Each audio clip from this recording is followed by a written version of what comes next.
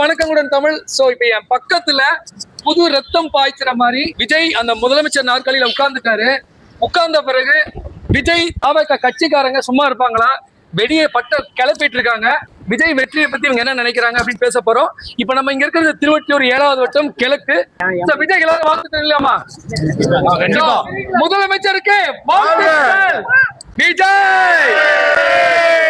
விஜய் வெற்றியை பத்தி உங்களுக்கு கருத்து என்ன? நேர்ல பார்த்து கண்டிப்பா இது வந்து நம்மளுக்கான சந்தோஷம் தான். மக்கள் வந்து தனி பெரும்பான்மையா வைக்கணும்னு நினைச்சாரு. அதுக்கேற்ற மாதிரி சொன்னது ஃப்ரம் த டே 1ல இருந்து அவர் அந்த தனி பெரும்பான்மையா முடிக்கணும்னு நினைச்சாரு. சொன்னது நடந்துச்சு. விஜய் வெற்றியை பத்தி உங்களுடைய கருத்து என்ன? தற்குறிகள் யாரு?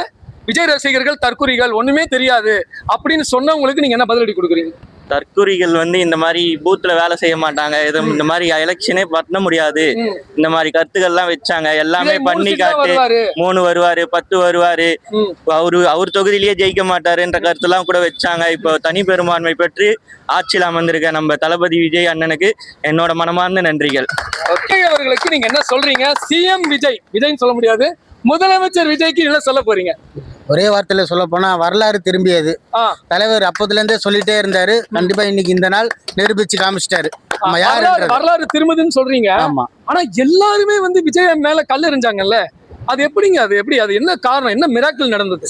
வந்து ஒரு விஷயம் எடுத்துட்டா பாசிட்டிவா இருக்கும், நெகட்டிவா இருக்கும். நம்ம வந்து பாசிட்டிவா நோக்கி போயிட்டு இருக்கோம். சோ அதுதான் இப்போதைக்கு ஃபார்முலா. பாத்தீங்களா, அவங்க யாரையும் திட்டல, அவங்கள பத்தி பேசுறாங்க. விஜய் ஜெயிச்சதுக்கு, முதலமைச்சர் விஜய் ஜெயிச்சதுக்கு முக்கியமான காரணம் குட்டீஸ். விஜய் பிடிக்குமா? எவ்வளவு பிடிக்கும்? ரொம்ப பிடிக்குமா? இப்ப விஜய் யாரு? தமிழ்நாட்டுல யாரு?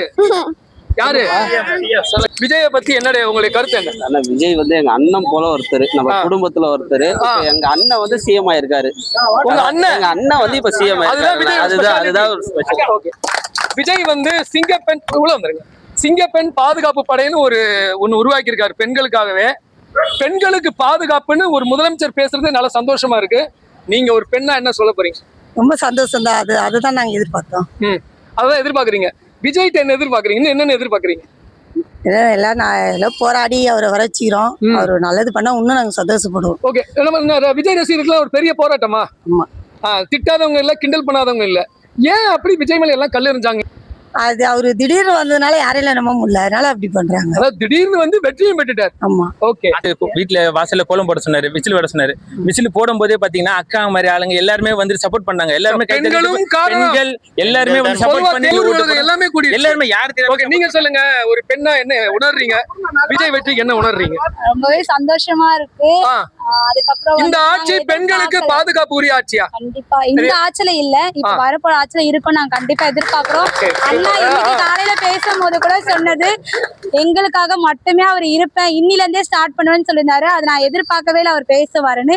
எங்களுக்காக பேசினதுக்கு ரொம்ப நன்றி. விஜய் அவர்கள் முதல் கையெழுத்து என்ன போட்டாருன்னா, மின்சாரத்துக்கு 200 யூனிட். இதை எல்லா அரசாங்கமும் சொன்னாங்க. எடப்பாடி பழனிசாமி அவர்களும் சொன்னாங்க, ஸ்டாலின் அவர்களும் சொன்னாங்க. விஜய் டக்குன்னு செஞ்சுட்டாரு. இதை பத்தி உங்களுடைய கருத்து என்ன? சரி, எல்லாரும் வந்து சொன்னாங்க, செஞ்சாங்க.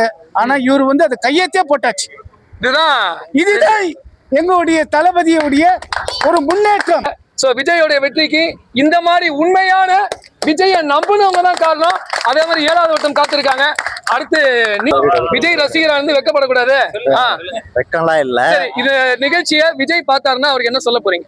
அவருக்கு வாழ்த்துக்கள்னு கண்டிப்பா அவருக்கு சொல்றேன். இன்னும் உங்களை நம்பி ஓட்டு போட்ட எல்லாருக்குமே வந்துட்டு நீங்க செய்ய வேண்டிய கடமை இன்னும் நிறைய இருக்கு. அதை கண்டிப்பா உறுதியா நிச்சயமா நிறைவேற்றுவீங்க. கீழ்த்தட்டு மக்கள் வரைக்கும் எல்லாமே அதை கொண்டு போய் சேர்ப்பிக்கிட்டு கண்டிப்பா அதை நம்புறேன். நான் நிறைய பேர்கிட்ட கேட்ட ஒரு விஷயம், எல்லாருமே என்ன சொன்னாங்கன்னா, அந்த தற்கூரின்னு ஒரு வார்த்தை சொன்னாங்க. அதுக்கு நீங்க என்ன விளக்கம் நினைக்கிறீங்க? இல்ல, அதான் நான் பதிவு படுத்த. அது யார் தற்கூரின்னு தெரிஞ்சாயிடணும். தற்கூரின்னு யாருமே கிடையாது. ஏன்னா இதுக்கு முன்னாடி ஓட்டு போட்டு ஜெயிக்க வச்ச மக்கள் தான் இப்பயும் ஓட்டு போட்டு ஜெயிக்க வச்சிருக்காங்க. கரெக்டுங்களா? தற்கூரின்றது கிடையாது. ஏன்னா மக்கள் அவங்களோட ஆதங்கத்தை தப்பான முறையில வெளிப்படுத்துறாங்க, அவ்வளவுதான். ஏன்னா இதுக்கு முன்னாடி ஓட்டு போட்டவங்கள மனுஷங்க தான், இப்போ ஓட்டு போட்டவங்கள மனுஷங்க தான்.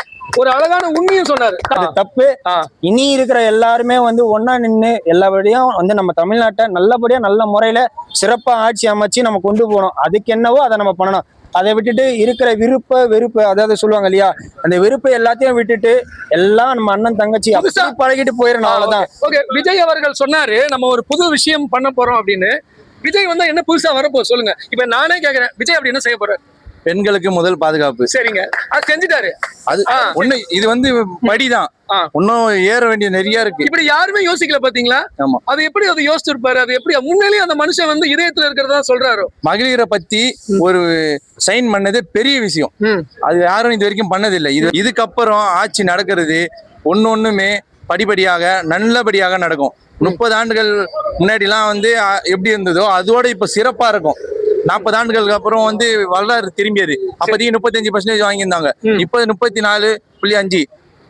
இப்போ வந்து நடிகரா இருந்து அரசியலுக்கு திரும்பும் போது ஓட்டு வாங்க மாட்டேன்னாங்க, அப்புறமா இவங்க தற்கொலைன்னாங்க, எல்லாம் பேசினாங்க. எல்லாம் பேசுவாங்க, பேசுறவங்க பேசிட்டு தான் இருப்பாங்க.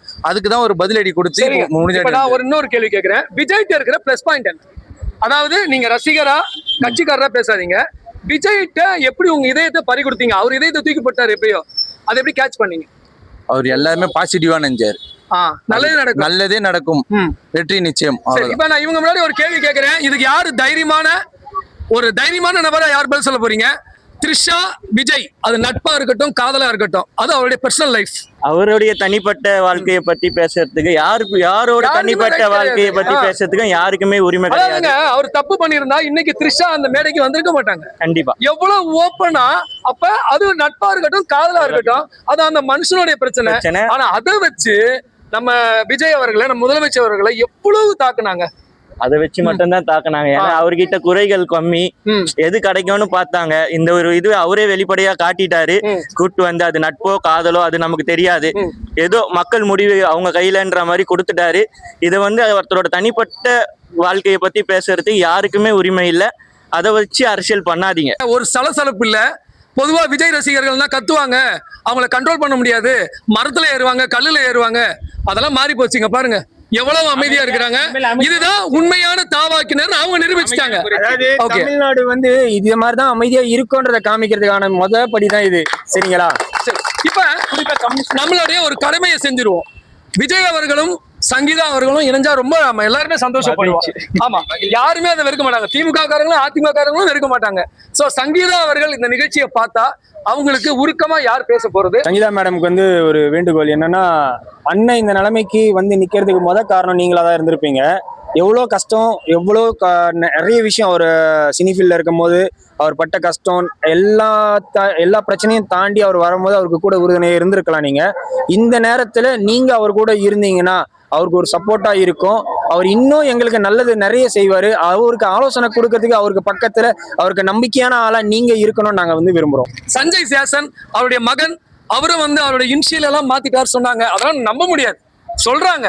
சோ நம்ம ஜேசன் இந்த நிகழ்ச்சியை பார்த்தா அவர் என்ன ஃபீல் பண்ணுவாரு? சோ நீங்க என்ன நினைக்கிறீங்க? ஜேசனுக்கு என்ன அட்வைஸ் பண்றீங்க? விஜயோடைய மகனுக்கு நீங்க என்ன அட்வைஸ் பண்ண போறீங்கன்னு கேட்டு. அதாவது அவங்க அப்பாவுக்கு வந்து இன்னைக்கு கூட இருந்து அவருக்கு எல்லா உதவியும் செஞ்சு நீயும் வந்து இதுல இறங்கி தமிழ்நாட்டு மக்கள் 234 தொகுதியே கொடுத்துட்டாங்க. அதனால சஞ்சய் அவர்கள் கண்டிப்பா விஜய் அவரோட இணையணும். இதான் எல்லாருடைய ஆசையா? ஆமா. ஓகே, அவர் குடும்பத்தோட இருக்கணும். ரைட். விஜயை பத்தி பல குற்றச்சாட்டுகள் இருந்தது. ஒரு மக்களை பார்க்க மாட்டாரு, பயப்படுறாரு, பிரஸ் மீட் வர மாட்டாரு, எல்லாமே வீட்டுக்குள்ள இருந்து பண்றாரு. இதை பத்தி உங்களுடைய கருத்து என்ன? இப்ப அவர் முதலமைச்சருக்கு ஆன பிறகு முதல்ல இப்போ தளபதி முதலமைச்சர் வந்து எல்லா வாழ்த்துக்கள். ஓகே, தளபதி வந்து எப்போ பேசணுமோ அப்பதான் பேசுவாரு. இப்ப இன்னில இருந்து களத்துல குதிச்சுட்டாரு. அதுதான் விஜயோட ஸ்டைல். அது எல்லா நேரமும் பேச வேண்டிய தேவையில்லை. பேசணும், அப்பதான் பேசணும். இனிமேல் தளபதி ஆட்சி இன்னில இருந்து நடைமுறை வந்துச்சு. இனிமேல் ஸ்டார்ட் தளபதி சொல்லிட்டாரு. நான் ரொம்ப ரொம்ப எதிர்பார்த்து கொண்டிருக்கோம். தமிழக மக்களுக்கு நல்லது காலம் பிறந்துடுச்சு. இது வரைக்கும் போனது போகட்டும், எப்படி இருந்ததோ. இனிமேல் வருங்காலம் நம்ம தளபதி காலம். அடுத்த 25-30 வருஷம் தளபதி தான் இந்த கோட்டை. எதுனால ஒண்ணும் பண்ண முடியாது, யாரும் எதுவும் பண்ண முடியாது. இப்ப நம்ம விஜய் அவர்களுக்கு ட்ரிபியூட்டா இங்க ஒரு பெரிய செயின் உருவாக்கலாமா? எவ்வளவு? திருவொற்றியூர் 7வது வட்டம் கிழக்கு பகுதியுடைய தாவேகா தொண்டர்களோட நிக்கிறேன். இப்ப நீங்க ஒரு ஜூம் பண்ணுங்க ப்ளீஸ். பாருங்க, ஒரு செயினா நிக்கிறாங்க, எவ்வளவு அமைதியா நிக்கிறாங்க. சோ தாவேகாவினரை பத்தி யாரும் இனிமேல் குறை சொல்லக்கூடாதுன்னு நான் நினைக்கிறேன்.